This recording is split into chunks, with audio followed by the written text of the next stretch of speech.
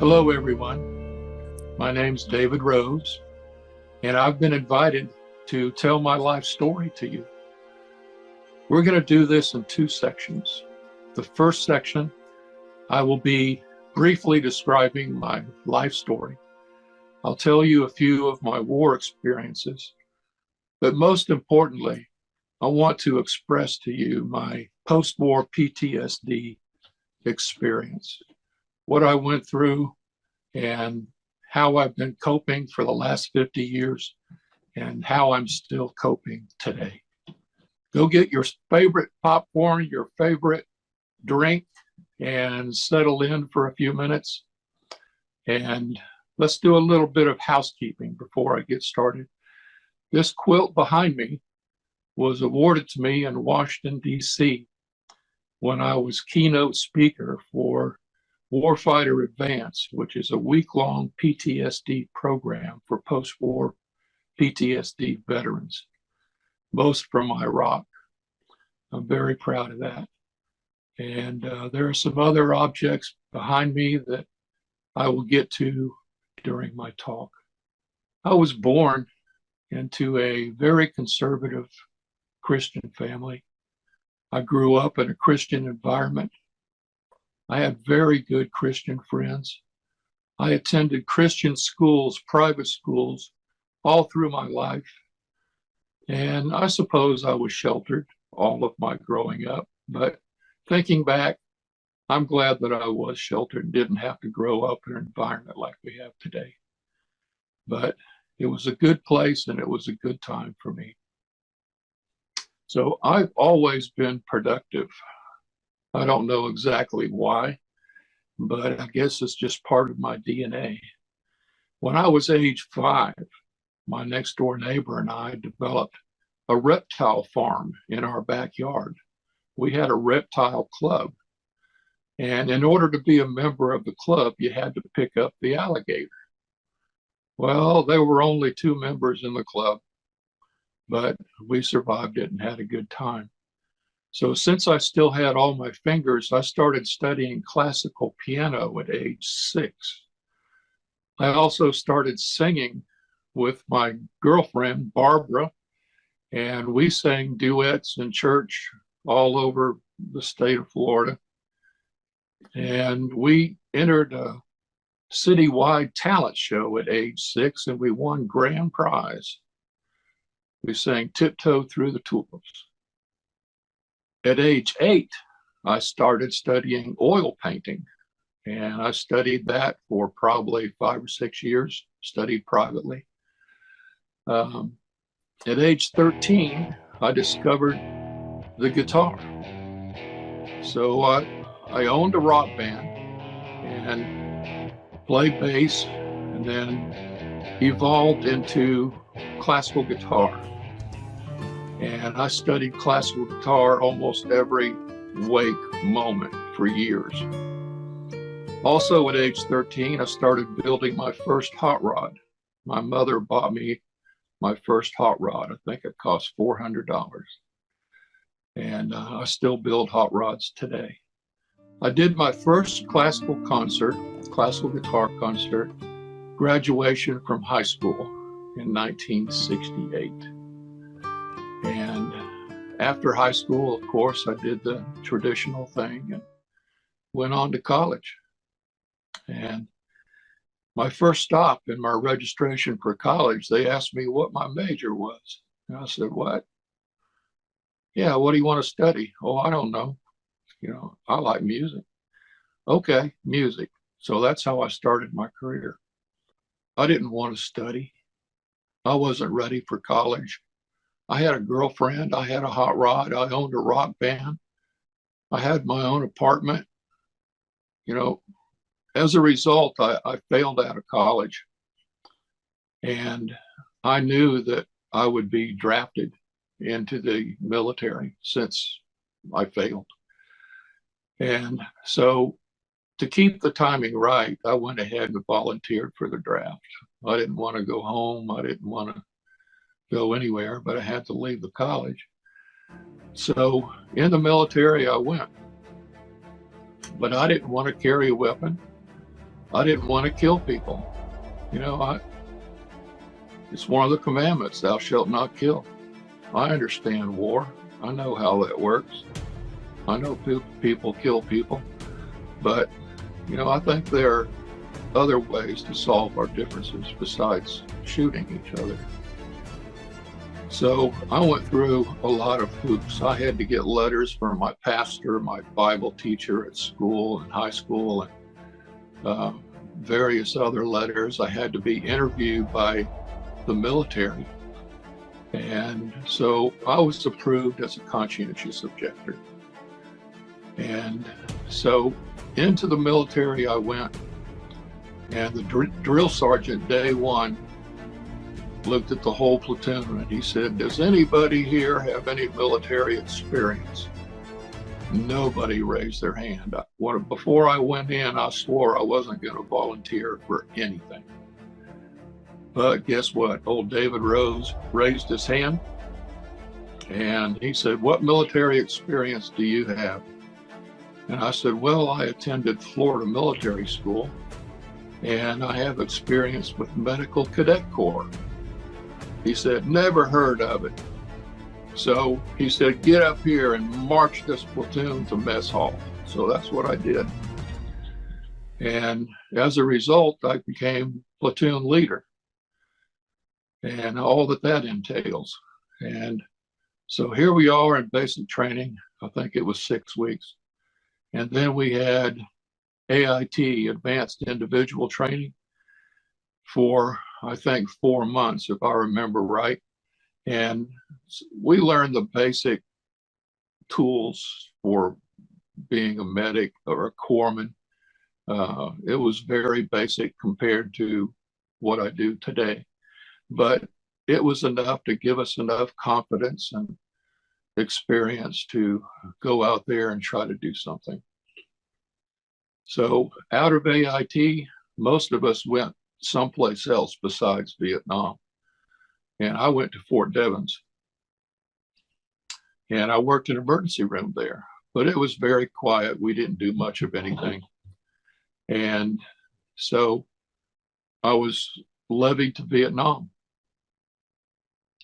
And a lot of us all went over there together from our class. And I knew a lot of us. And the plane was full of medics. I mean, we were all medics. I don't know how that worked, but probably 200 of us. And so we all landed there together, and I found myself in front of a man at a little desk, and he said, Rose, what is your experience? And I said, well, I just came from an emergency room at Fort Devens. And he said, boy, do I have the job for you. He said, you're going to Pleiku in the Central Highlands 2 Corps. He said, that's one of the busiest emergency rooms in the country. And you will be busy. So pretty soon I was on a helicopter and flew into Pleiku and met my team in the emergency room. They were fantastic. They were totally professional, and I felt very comfortable with them. And being the new guy, they took me on and taught me my duties, and I learned a lot. And a lot of the staff there were surfer types from California, very outgoing, extroverted. And me being an introverted thinker, they decided it would be a good idea to put me on nights because I was the quiet guy. So I'm glad they did, actually. It was okay with me because there were only 2 medics, myself and another one, on nights in the whole emergency room. And I learned a lot because I did almost all the work. I learned to suture. I inserted chest tubes. I did cut downs. The doctors took me on and taught me to suture and do minor surgery, extract bullets and frags and all kinds of things. So it worked out very well for me, I think. I want to tell you several highlights of my experience there. And sometimes when I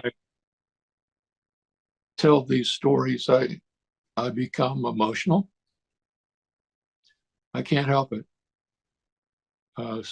I may have to pause and catch up, but don't be embarrassed for me. It's just part of it. It's just who I am. And it means very much to me. One day, a full bird colonel came in the front door to the emergency room, and he asked for me by name. And he said, "Rose, I usually have a team doing this work for me." He said, "But this job is different. And I need you to do something for me."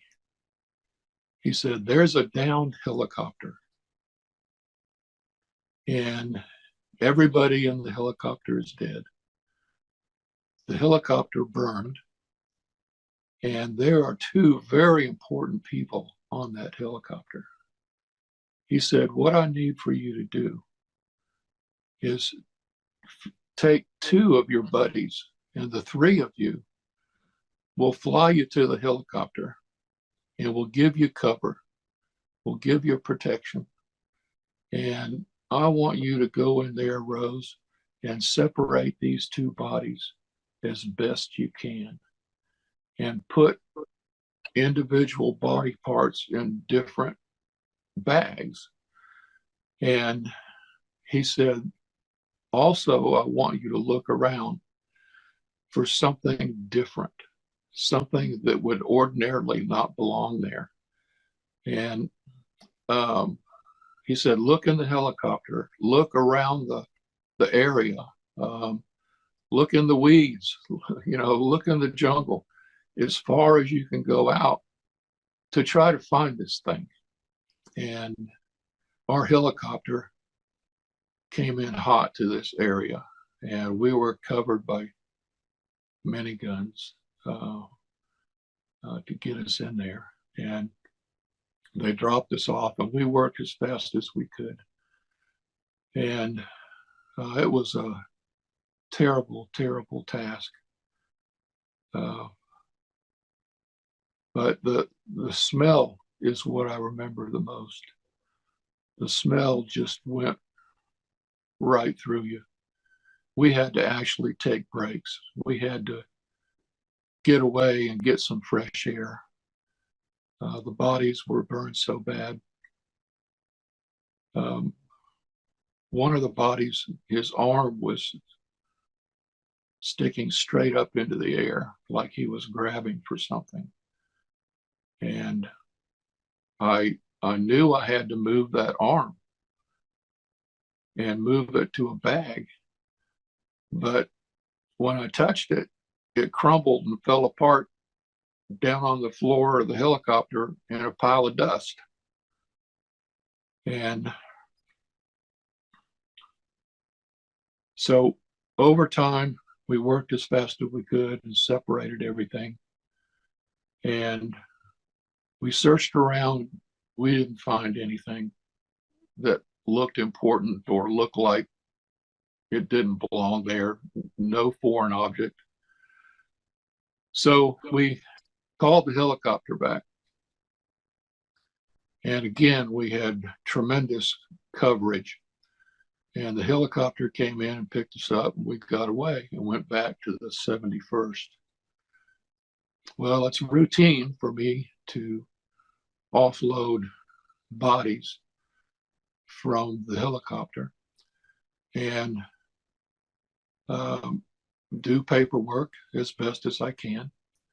And we put bodies in this shed right next to the emergency room, and we call it a dead shed.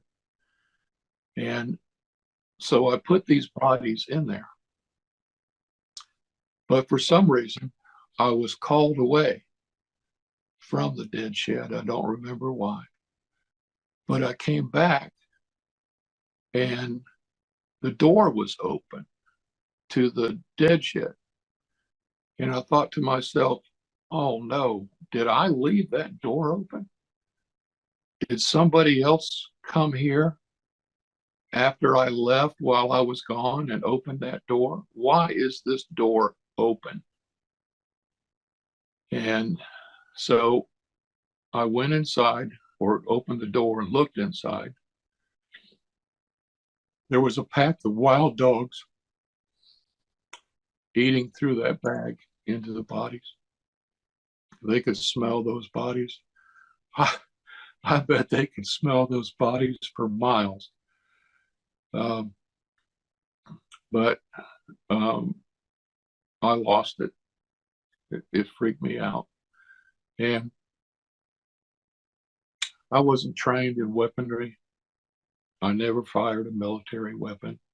And with a lot of luck, I opened fire on those dogs and I killed all of them. The next morning, my commanding officer of the hospital called me in her office. And the first thing she said when I sat down, I thought I was going to be court-martialed or something. I thought I was in big trouble. And she said, "Where do you want to go?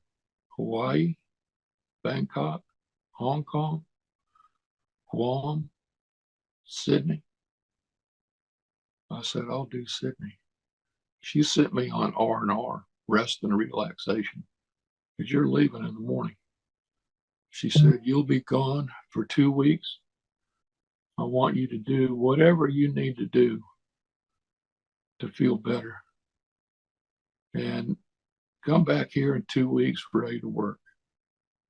And that's what I did. I went to Sydney, I went to Coolangatta, I went to Surfers Paradise in Brisbane.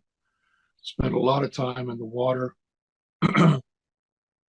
surfing and snorkeling and even scuba diving on the Great Barrier Reef. It was fantastic. Another experience, I was called into the commanding officer's office again.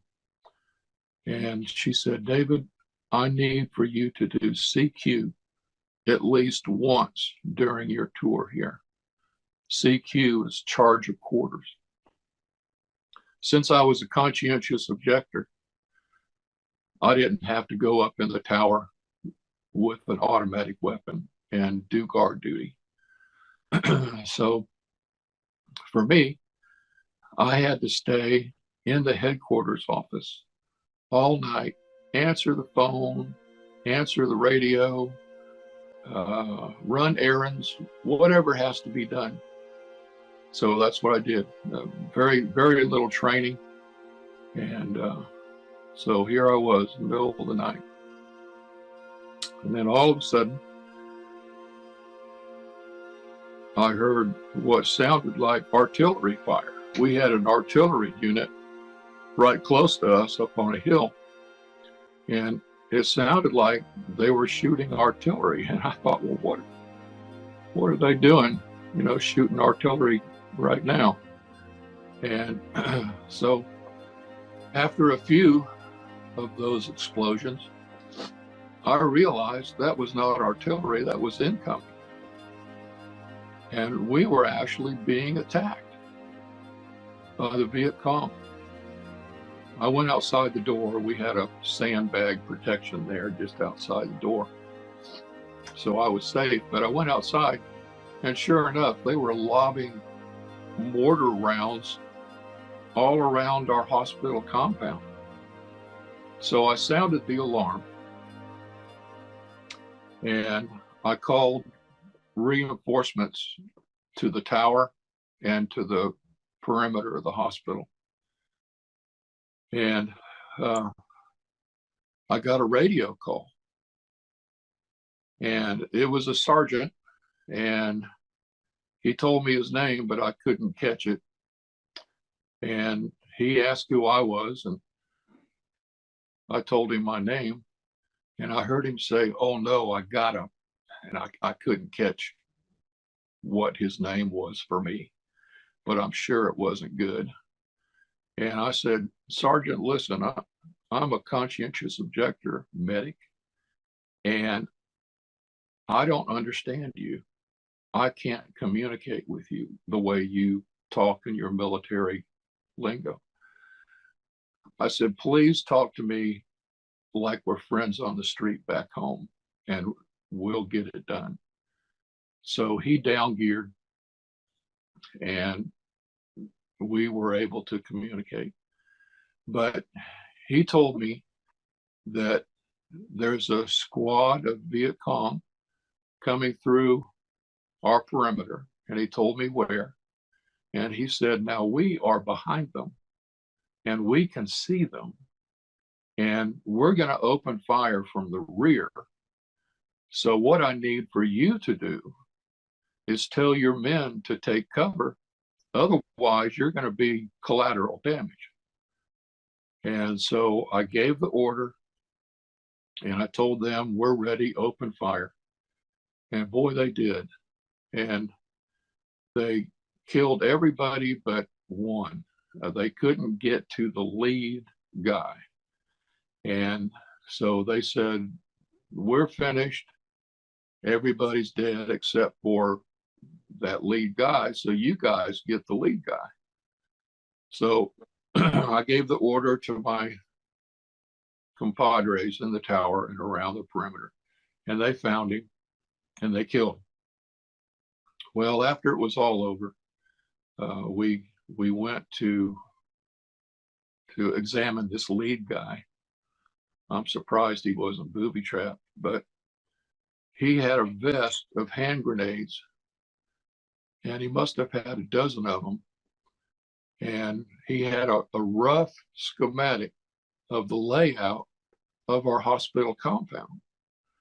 And we think he was coming in the wire middle of the night and trying to get to our helicopters to blow them up. Well, he doesn't need a dozen grenades to blow up 3 helicopters. So we think he was going to lob grenades in the soldiers' hutches from the wire to the helicopter and try to take as many lives with him as he could. But he wasn't able to do that. So nobody got hurt, nobody got killed. It was a tremendous failure of an attempt by the VC to enter our compound and do some damage. The most painful experience is in my tour, a warrant officer from the dust-off unit. Dust-off is Medevac helicopter.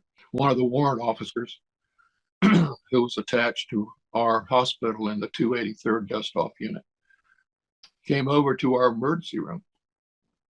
He gathered everybody around, and he said, all of our medics are dead, and we have missions to do.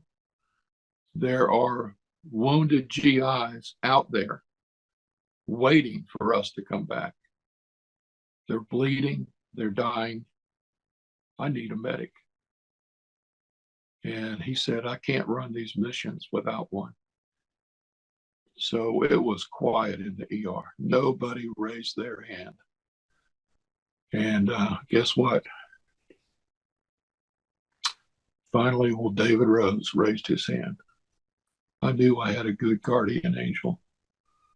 I knew I would make it. I knew I'd be okay. So I volunteered to do that job. And I was oriented to the helicopter in the air on the way to my first mission. I think it was 3 gunships escorting us because we were going into a very hot area. It was a place in Cambodia called Fishhook. Somebody said, Rose, whenever I tell you, hit the ground, stay tethered, and somebody will help you from the ground load the patients onto your helicopter. We'll give you cover, but you have to be in the air in a minute. And so I understood my job, and So somebody said Rose. I jumped out, and man, those gunships opened fire. Woo!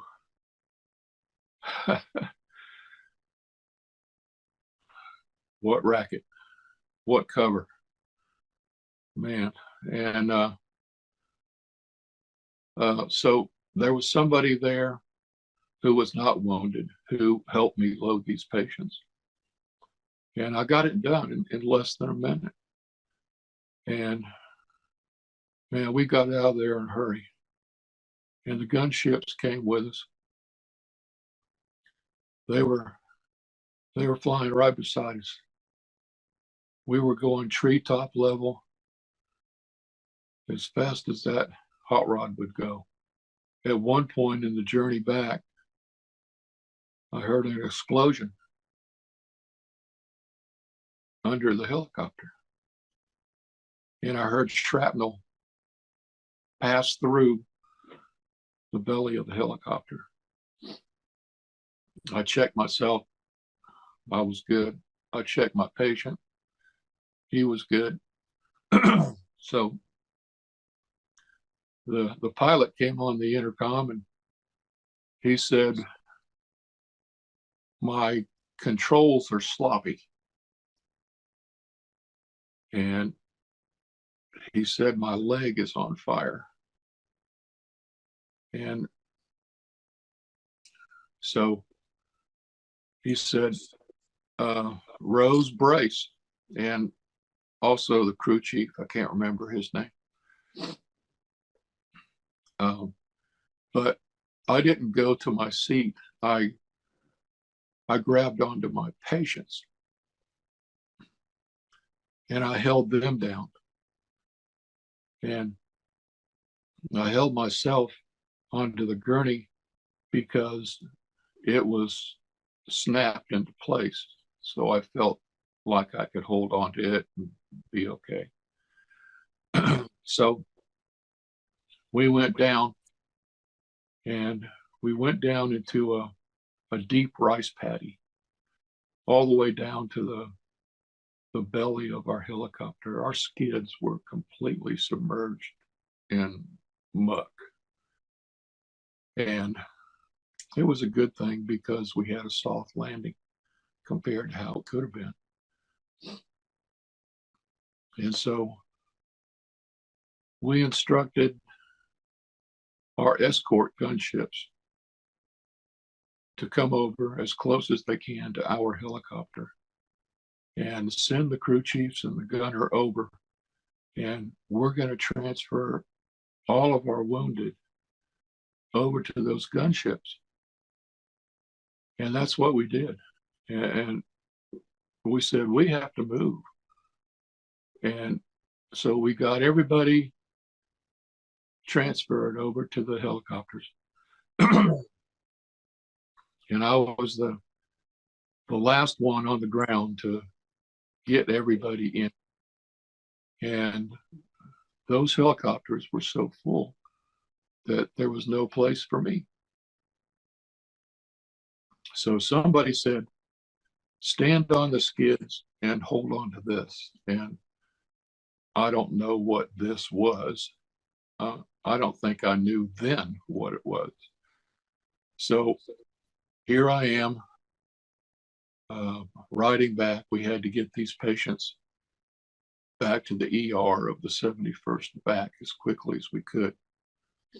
The golden hour is very important when you're shot and bleeding. So I was in a position where I could look down the side of the fuselage of the helicopter, and I could see from where we came. And they had already zeroed our helicopter, and they were in the process of mortaring it when I was looking back, and our helicopter was on fire. That's how close it was when we got away. But we got all of our wounded back to the emergency room at the 71st. And I was caring for them there in the emergency room, probably most of the night. And did that for a while and flew back as a dust-off medic. And I was a dust-off medic for several months because they didn't have anybody. So that was a tremendous experience for a little 20-year-old guy.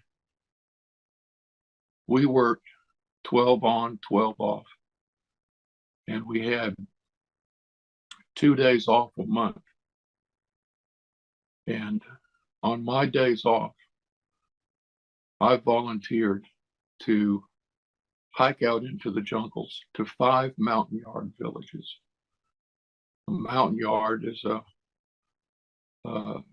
native culture in the highlands of Vietnam. They're not Vietnamese. They look different. They act different. They're very primitive, live in grass huts, make their own tools. They hunt for a living. Fabulous, fabulous people. And so 2 days a month, I would hike to these villages and do sick call. Well, before I could do sick call in each of the villages, I had to go to the elders' hut and greet them and talk and sit down and, do their culture thing. But most importantly, we had to drink rice wine. And I had never tasted alcohol in my life, and so they had a series of pots set up in their hut here where the elders met. And the first one was very small, and they got progressively larger and larger and larger. And they had a piece of bamboo across the top with a little piece of bamboo hanging down from that transverse bamboo into the level of the rice wine. And they had a long straw that went all the way down to the bottom of this pot. And I had to drink about 1 inch of level, the length of that bamboo sticking down in. And then after I drank that down an inch, I would go to the next larger pot and drink that in the next larger pot, and before I could see any patients. And so, and I had to do that 5 times, once in each village. It was their tradition. So a little old skinny guy from Florida who's never had any alcohol, you can imagine, I couldn't walk a straight line going back to the hospital at the end of the day. And I had a bodyguard with me, and he drank more than I did. So we didn't have a chance. But I learned later in my tour that the mountain yards were actually harboring VC. So VC were in their village at the same time we were, but they didn't hurt us. We were harmless. And they probably knew that if we didn't come back home at the end of the day, somebody was going to come looking for us. So it all worked out in the end. But I learned a lot from the mountain yards. After I brought back the patients from the helicopter crash, I took our pilot into the emergency room and did surgery on him, and opened up his calf and extracted the frag that hit him and burned his leg. I'm going to turn just a second.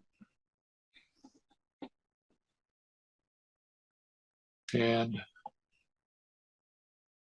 this is the frag that downed our helicopter and the frag that injured our pilot. And I extracted this, and it all had to go to the lab, but I asked the pathologist, I said, do you mind if I have that? So I still have it today. And before I leave the Vietnam War, I want to show you this. This is a Bible that my mother gave me as I was walking out the door to go to Vietnam. It used to be nicely bound in black leather, and it had a gold etching with my name on it right here. And it had a zipper around it. And every time I put on my uniform, this Bible was in this top pocket right here. I never had a uniform that didn't have this Bible in it. So over the course of the year, this Bible has been wet. It's been on fire. There's blood on it. It's been through a lot. And it's worn, but you know what? Every single page is still in this Bible. And you can read every single word if you want to. You wouldn't know that from looking on the outside. I think there's a story here, maybe even a poem.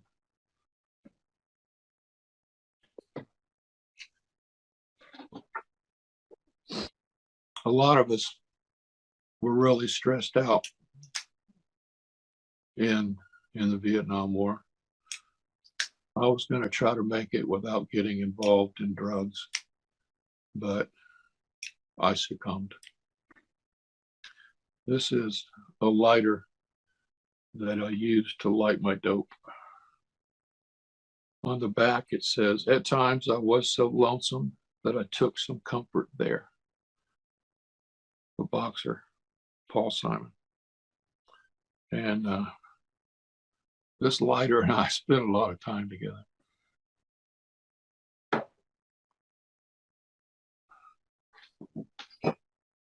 This is a little memento that the emergency room, 71st Effect, gave me when I left.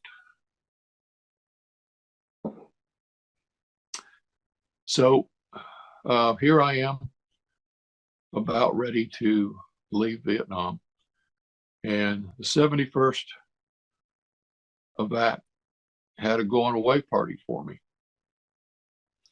And it was a traditional routine going away party. It was very nice. Lots of people came. The commander of the hospital was there. And later that night, I had another going away party next door at the 283rd Dust Off Unit. So I went over there, and that party was very different.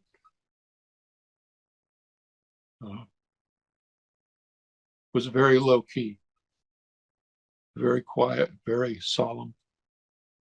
And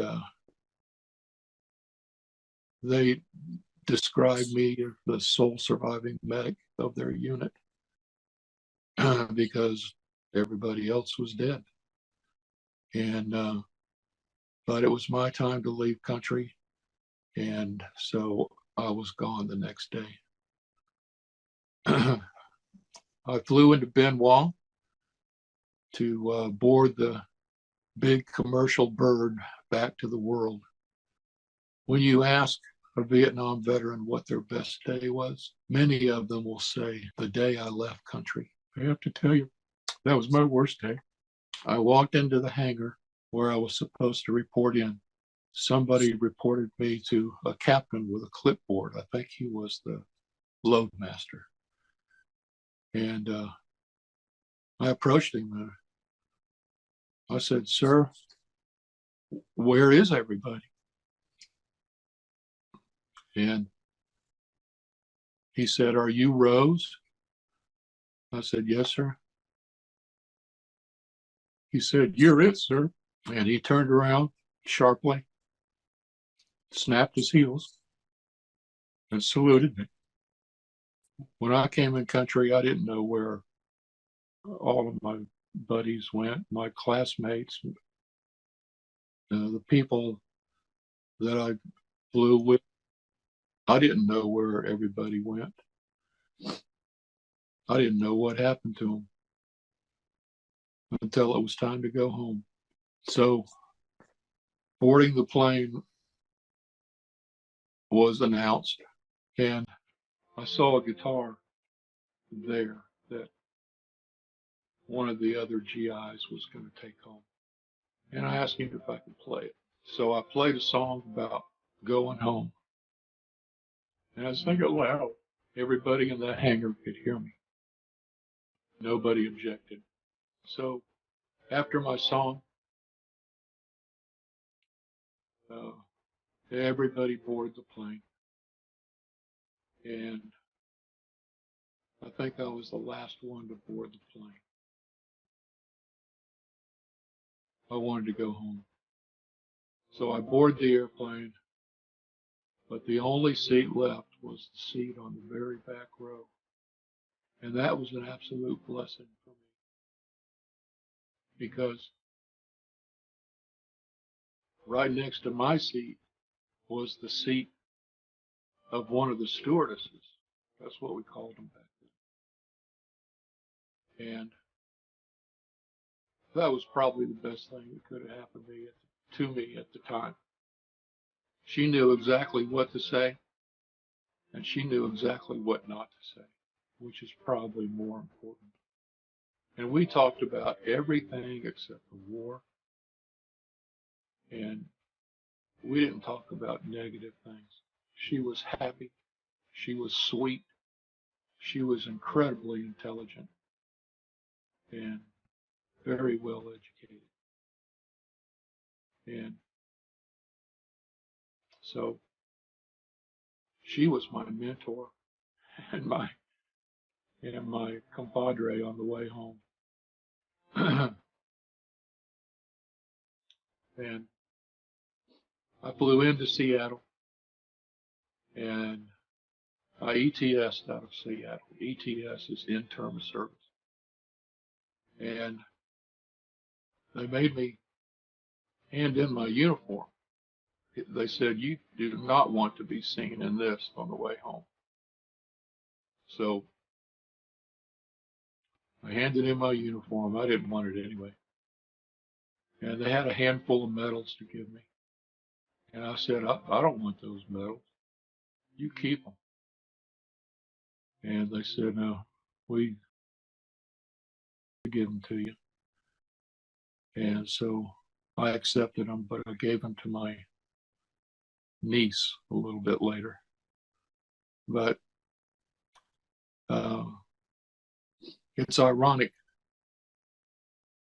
that on my DD-214, there were drops of blood all over the middle of my DD-214. Now, how appropriate is that? A DD-214 is your discharge papers that you carry with you for life. You need them many times to prove your military service throughout your life. When I was deplaning, I deplaned with a couple of people that I met who were in uniform. I don't know how that happened, but there were the three of us. And so when we were deplaning, we were cursed, and we had food thrown on us. And I heard words that I don't think I've ever heard before. And I was totally shocked. You know, here I had just experienced 2 going away parties. And I learned that I was a sole survivor of my unit. And I felt blessed. I was thanking my guardian angel. I felt lucky, whatever the appropriate word is. And then whenever I get back to my own country, we are treated this way as soon as we set foot on our freedom soil. At one point, I guess it was around 2007, I found myself divorced, living at home, working a business that I could operate from home.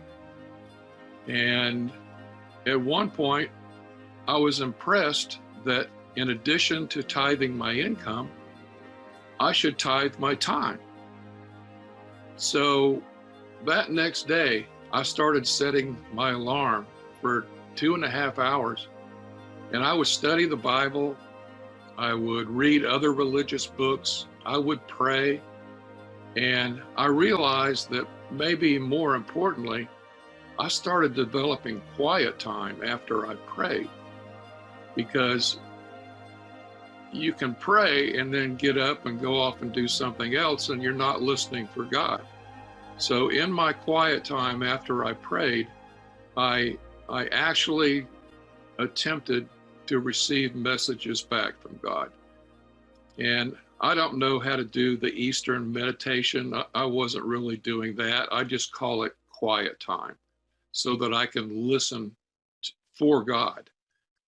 And so in my praying, in my quiet time, in my studying, I would start quiet time, and I looked at the clock, and one time I thought, man, this is not working. My legs going to sleep, my back hurts. You know, what's that noise outside? And it just wasn't working for me that day.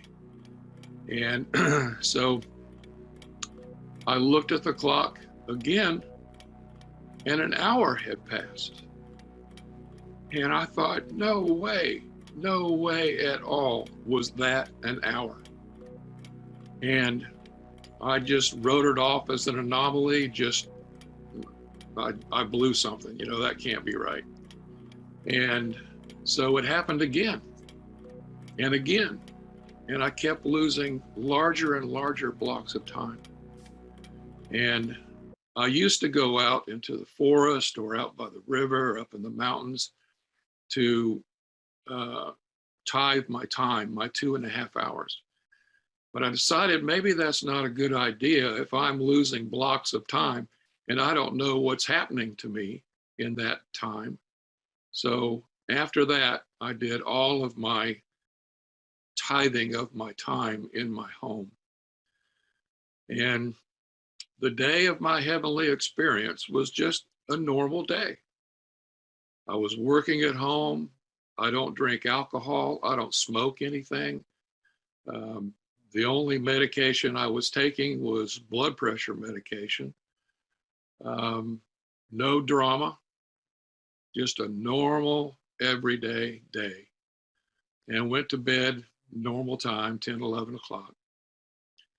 And I don't remember my ascension to heaven like I remember my descension. And I will tell you about my descension when I get there in my experience. But the recollection, the memory of my heavenly experience starts almost seemingly mid-sentence with my guide. I had a guide up there, and we were walking on what appeared to be a sidewalk in heaven, but it wasn't a sidewalk like we know it here on the earth. And you're going to hear this a lot.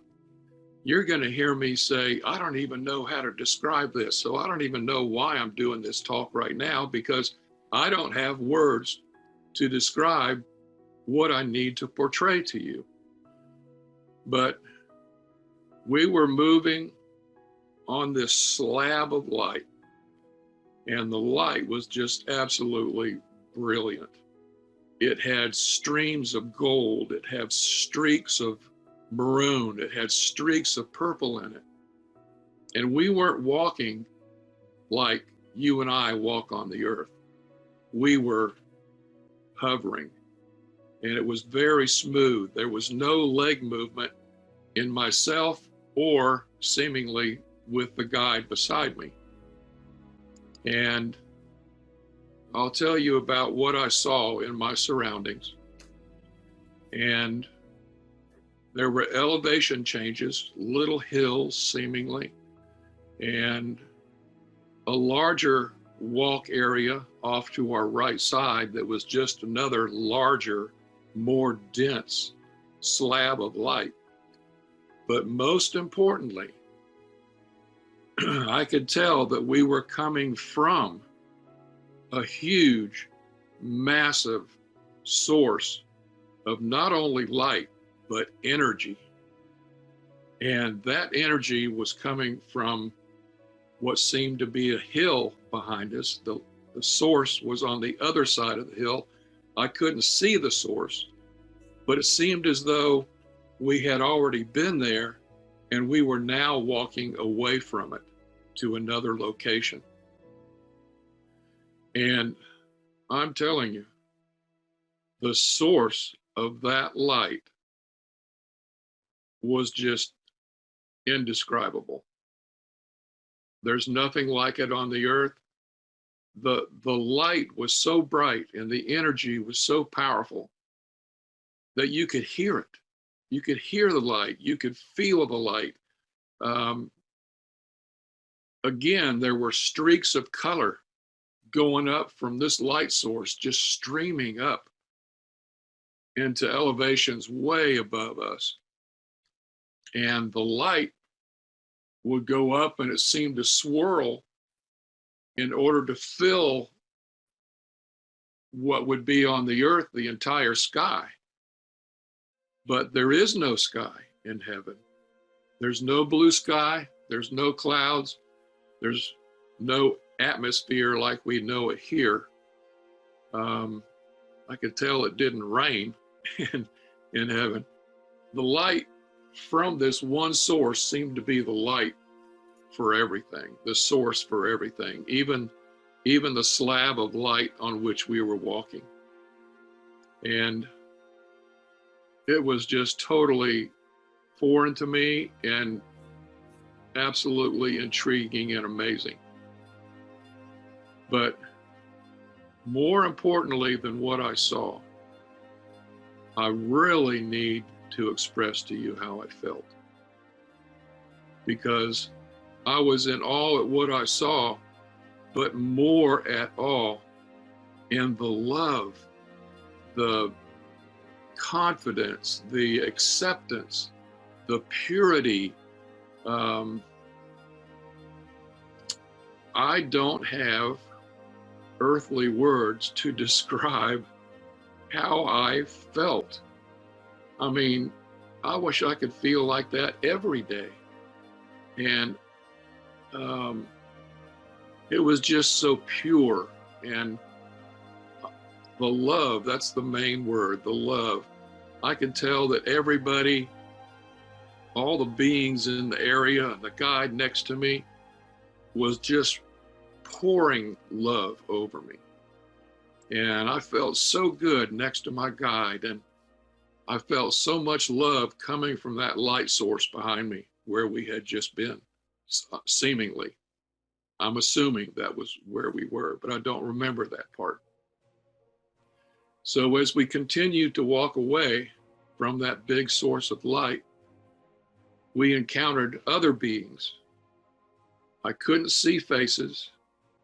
I didn't know anybody. I didn't see Grandma. So we just continued to move on. And suddenly, right in front of me, I saw this huge, huge being. We were approaching the area where he was. I could tell he was a male. All the others, I couldn't tell gender at all. But this one being was really, really special. He was very tall. He was a giant of a man.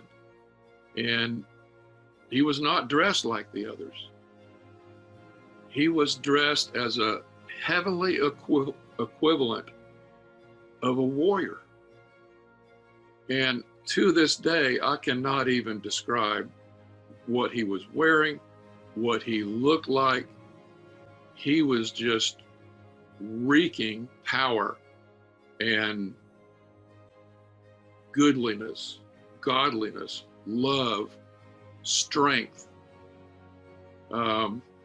This is somebody that would be first pick on a baseball team. And just amazing. Whew, an amazing person. I was never offered the opportunity to meet that person. We kind of went behind him and didn't have an opportunity to meet him. I should have asked, but I didn't. I felt like there was a program, like, you know, I need to go with the plan here. I didn't feel like I was in a position to ask for favors. But another thing is, we were communicating. I say we, my guide and I, were communicating different than how we communicate here on the earth.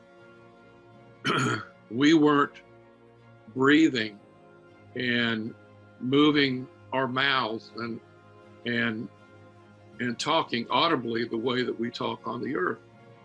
It seems as though we were communicating telepathically. We were transferring thoughts back and forth to each other.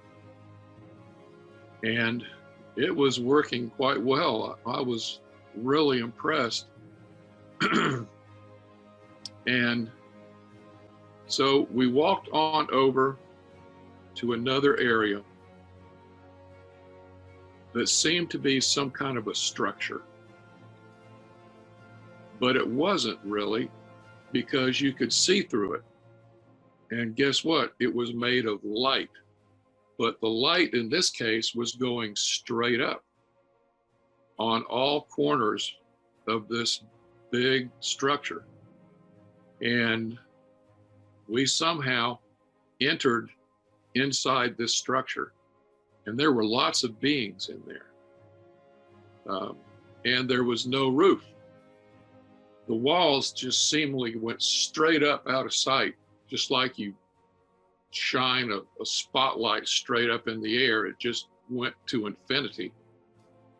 And I could also still see the light from where we had come in that big, massive flow of light from that massive energy source. I could see that from inside this structure.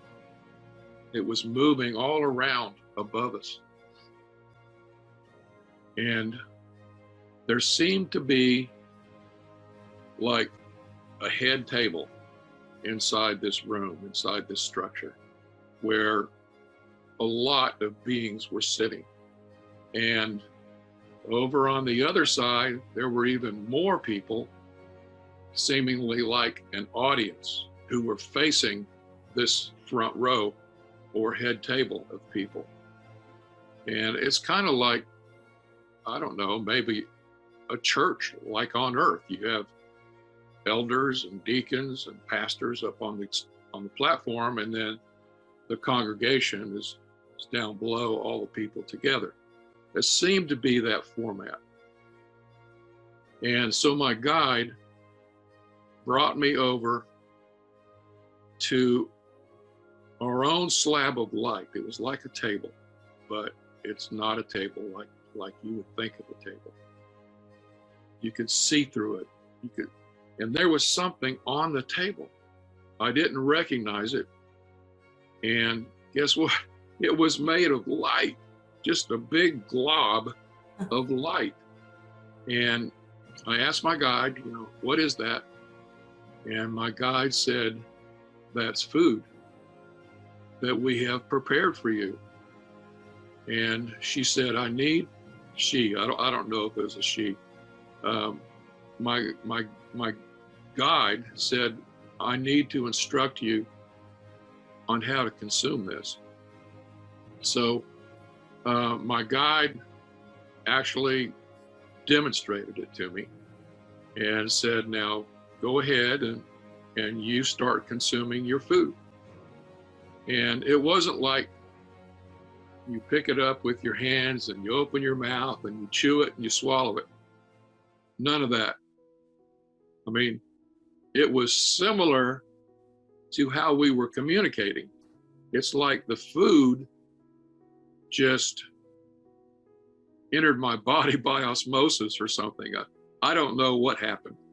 I don't know how it works, but I could feel the food entering my body. And I am telling you, that food was something like I've never experienced before. It tasted so good. It tastes like nothing on earth. I cannot even begin to hope to explain to you what that tasted like. But not only did it taste good, it felt good. I could feel that food working on me. I felt warm. I felt more love than I felt before in my experience while I was there. And it just filled me with goodness. And again, I'm going to say it again, there's just not an earthly word for how I can possibly describe to you how I felt and what that tasted like. Now, I've authored 25 books, and I cannot come up with one word that describes my experience. I'm just lost. There's not a word, not an earthly word. And my guide said, "You are now being healed by this food." And I thought, well, what? You know, why am I being healed? What am I being healed of? There's nothing wrong with me. I have a little bit of high cholesterol and high triglycerides, but nothing life-threatening that I know of. And I remember thinking, well, if heaven thinks I need to be healed, then I'm going to accept that, because I am an earthling, I am a sinner, and I'm not going to argue with heaven. So thank you, heaven, and thank you, guide, for healing me from whatever you're healing me of. So I totally accepted that. And I tell you what, it tasted so good, it felt so good. I asked my guide, I actually asked her, I said, may I have more? And I was granted permission, and I consumed more of that food. And I never forget it, and I've never been able to reproduce it, of course, and I never will until I get back to heaven. But what an amazing, amazing experience. Then I always get emotional when I tell this part. You'll just have to wade through it. But the most amazing thing happened. The most amazing thing. I told you there was a row of beings that looked like a front row or a head table or something. Well, there was one being in the middle of that who all of a sudden rose up. And it's not like he pushed back his chair and stood up. He just went, rose right up. And that being started singing.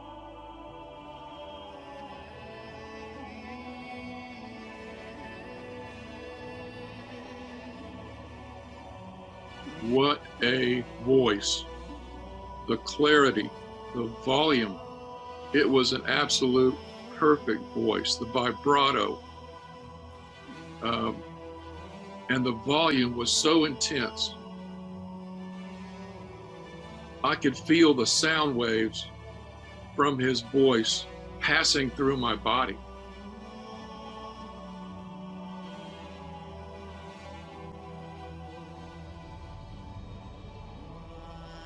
I hate to get away from heaven, but I think I will.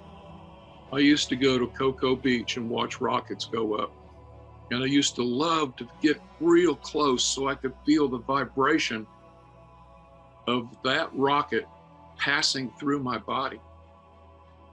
And that is as close of a way that I can describe it. The volume coming from that individual was just shattering. And he was the earthly equivalent of a baritone. This time I could tell gender. That was a male voice. And he sang words that I didn't understand. And then all of a sudden, at one point, it seemed to be a chorus that was coming up, because he kind of paused and got into a different chorus mode. And all of a sudden, I could understand the words that he was singing. And the words were, "I gave my all for you." And wow, what does that mean? Is he talking about Jesus, who gave his all for us, me, everybody? I did not get the impression that he was talking about himself. But that was my impression. I can't prove anything there. And so then he would cycle back from "I gave my all for you" into another verse with words that I couldn't understand. And then he cycled back into the English words, "I gave my all for you." He did that twice, I think. And then if this one being wasn't enough, I discovered who all of these people out in front of the head table were. They're a choir. And they all rose up and they all started singing with this baritone in harmony. All of their voices were powerful and perfect and holy, talking love, projecting praise to God. I mean, it was everything that is good. And the volume was intense. The volume was shredding. The volume was, I don't have any other words right now, but all of heaven, all of the universe, I mean, everywhere had to be hearing this choir. It was just incredible. And in listening to this choir, I recognized something that to me is very, very important.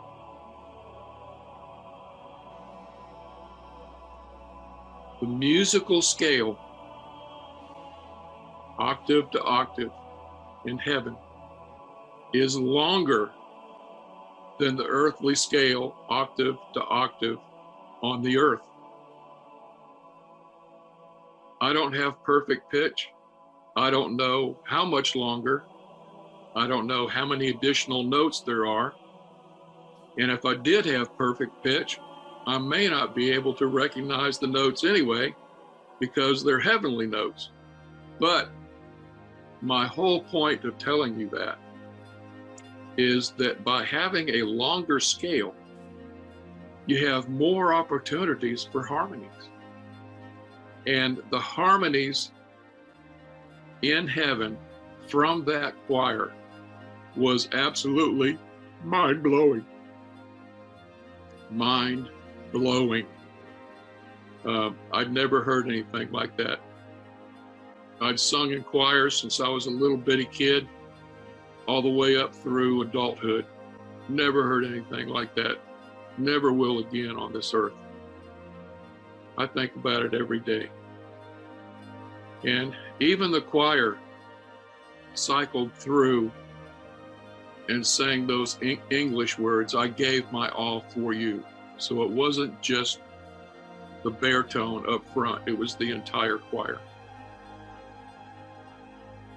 And then just like they rose, just like they started, they finished the song and they all lowered themselves back to their normal level.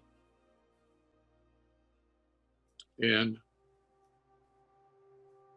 after that, I remember talking to and communicating with some of the beings on the head table. To me, there didn't appear to be anything else going on. And so we were talking about something. I don't know what we were talking about.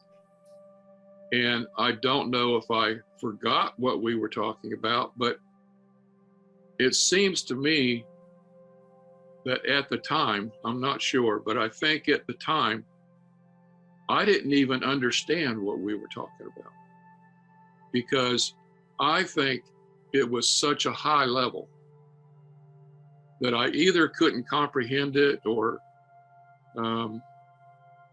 didn't understand it. I sort of felt like I was just a bobblehead, nodding my head, yes, yes, sir, yes, sir. But I didn't know why.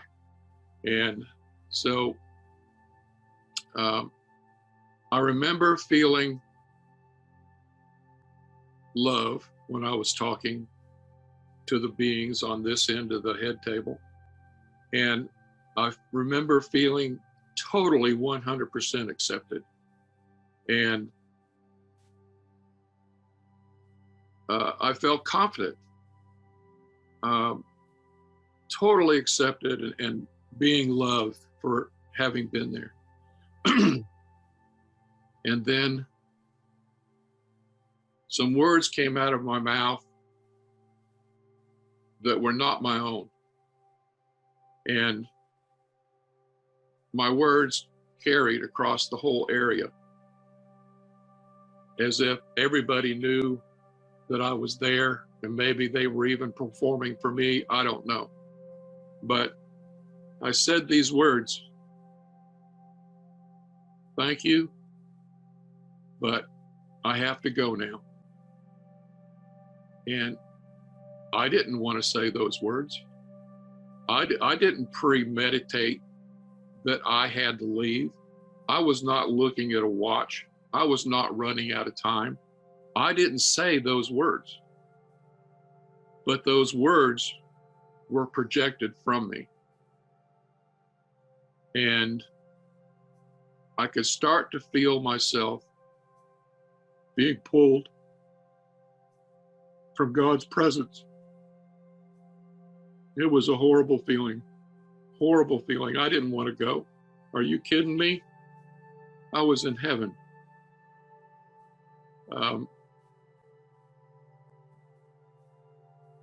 That was a terrible feeling. And the next few seconds I'm going to tell you about, but I can't tell it in real time. It may take me minutes to tell you what happened to me in the next few seconds. So I'm going to start the few seconds now, and I'll tell you when I get where I'm going when the seconds stop. So, all right, I'm starting the 5 seconds or whatever it is now. So I felt myself leaving heaven, and I was traveling inside this tube of light. I could tell that it was a white, shiny, huge, long tube of light. And I was traveling very, very fast through it. I mean, I was moving. And I then began to decelerate. And as I decelerated, I realized, well, wait a minute. I'm not in a solid tube of light. What seems like a solid tube of light is made up of little bitty dots of light. And I'm traveling so fast through them. They're all streaming around me. And it's looking to me like it's a solid inside lining of light, but it's not. Little bitty dots. So what are those dots? I can only assume that they're suns, and I'm traveling through space so fast that these sun lights are streaming together. So I'm still decelerating, but I'm still moving fast. And so I start coming into our solar system, and ahead of me, I can see Earth. I recognized it. Wow, there's our Earth. And I'm approaching it very fast.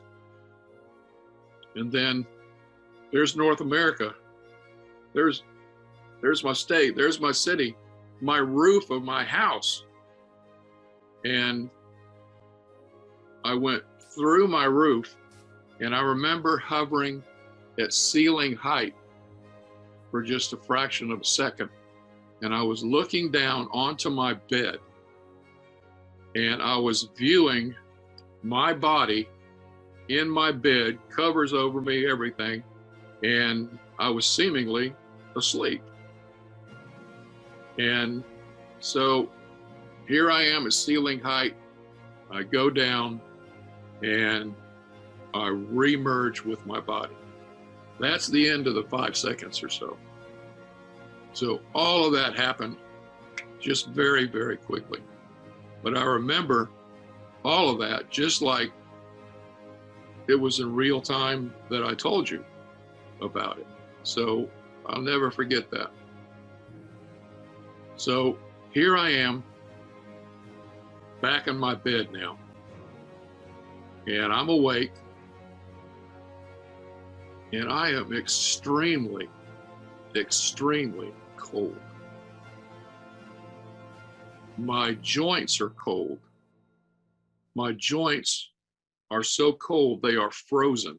I cannot move them. No way can I get out of bed.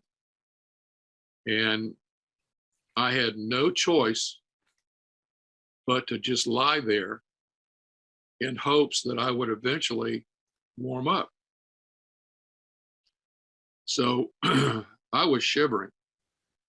I was so cold and so stiff at first I couldn't shiver, but then I started to shiver and still couldn't move. No way could I get out of bed. I wanted so badly to be able to walk to my bathroom and fill a tub of hot water and just submerge myself in it. But I couldn't physically do it. And I laid there a long time. And finally, I warmed up just a little bit where I could barely move my knees and my hips to be able to creak them a little bit, to be able to get on my feet. But I was very wobbly, very unstable, and had to hold on to furniture and my bed and everything to walk. And I had the most weird sensation on the front of my body. My chest and my anterior thighs were tingling like electricity, like you know, everybody's been to a planetarium where you have this ball and you put your hands on it and your hair stands up. Well, you can feel that conduction in your hands, but that's what my body felt like, my whole body. And it didn't really hurt. It was just annoying. And so here I am working my way to my bathroom, and somehow I managed to draw a tub of hot water, and I submerged my body in it. And man, it felt so good. I was still cold, still shivering. I remember my teeth chattering and still having trouble moving my joints. And the water got cold really fast. And so I drained it and ran another tub of hot water, laid there as long as I could, still cold. And I was absolutely on a mission at that point to get to my computer, which was in the next room in my home office, and have the opportunity to sit there at my keyboard and take notes of what just happened to me. You know, at that point, I thought, wow, what a wild dream. And I wanted to be able to document it so I won't forget it, because I usually forget my dreams. And I didn't know at that point that it wasn't a dream and that I would never forget it. But still, I needed to get to my computer. So I pulled myself out of the tub. It actually hurt. And put on a jogging suit, I remember, and put on my robe, grabbed a blanket out of the linen closet, wrapped the blanket around me, and made my way to my computer in the next room. But I was still so cold, I could barely key on my keyboard because I was shaking. But I managed somehow to get it done. Voice recognition back then was not very efficient. And so I sat there and I wrote down everything. And I remember looking around the room as I was writing, as I was thinking and processing this experience to get it down in my computer. And I remember thinking, what a horrible, horrible place this is. And I'm a decent housekeeper. I mean, I keep things clean. On an earthly level, it was okay. But compared to heaven, it was black and dark and sinful and just absolutely horrible. And I missed heaven so much already. I just wanted to go back to heaven. I mean, I was absolutely driven. And I cannot underemphasize that word, driven. I was highly, highly motivated to get back to heaven. And I had no idea how I was going to do it. And you know, God, why'd you send me back to earth? I was up there. I was in your presence. I liked it. I didn't want to leave. Why am I back on the earth? What happened? You know, did I say something? Did I have bad breath? I don't know. And bring me back. I want to go back to heaven.